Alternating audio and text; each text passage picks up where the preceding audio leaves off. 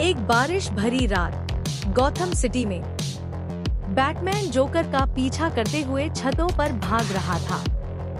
जैसे ही जोकर एक इमारत से छलांग लगाने ही वाला था, अचानक कहीं से एक जाल निकला और उसे हवा में ही पकड़ लिया। बैटमैन ने भौहें तानी। किसने दखल दिया? अंधेरे से एक आकृति झूलती हुई नीचे आई। स्पाइडरमैन। अरे, बस एक और उदास नायक की मदद कर रहा हूँ, स्पाइडी ने मुस्कुराते हुए कहा। बैटमैन ने एक भौं ऊपर उठाई। यह गॉथम है, न्यूयॉर्क में ही रहो। स्पाइडरमैन हंसा। तुम्हारा जोकर मेरी छुट्टियां बर्बाद कर रहा था, सोचा एक जाल डाल ही दूं।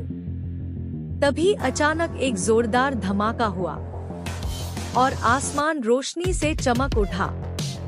वेनम और स्कैरक्रो ने हाथ मिला लिया था।